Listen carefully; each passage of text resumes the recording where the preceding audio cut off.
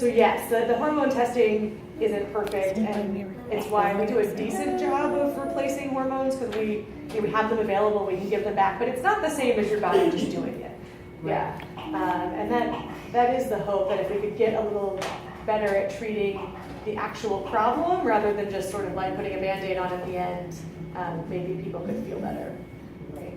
Yeah. Okay, so my next question is, you were saying about puberty, starting later, or something like that? It does tend to in girls.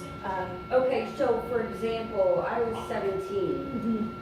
Now I'm 48, and doctors are like the GYN and NIH is like, oh no, you're in menopause, you don't have to worry about it. And I'm like, well, Yeah. how do we know? I'm not typical. Yeah. Now, I mean, so for menopause, if the FSH, LH go really high, I mean, you know, if you notice a big increase, they can probably make some conclusions. But you're right. What tends to happen in women, not as much in men, the testes tend to work to be more responsive. So they don't have as much resistance as the ovaries. Different tissues. So in women, the ovaries don't tend to be as responsive to the hormones FSH and LH that your pituitary makes, that tells them to make estrogen and progesterone and whatnot.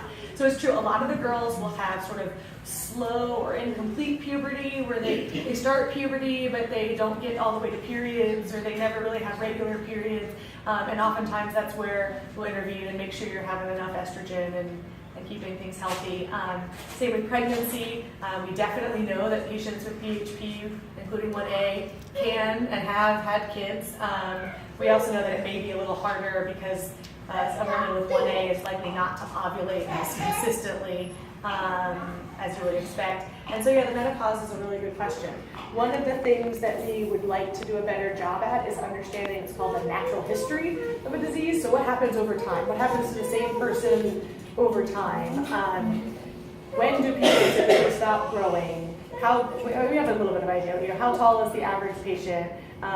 When do they, emotionally mature? When do they meet all of those developmental milestones when they're younger? When do they go into menopause? When do people start to have problems with actual diabetes? What happens over time?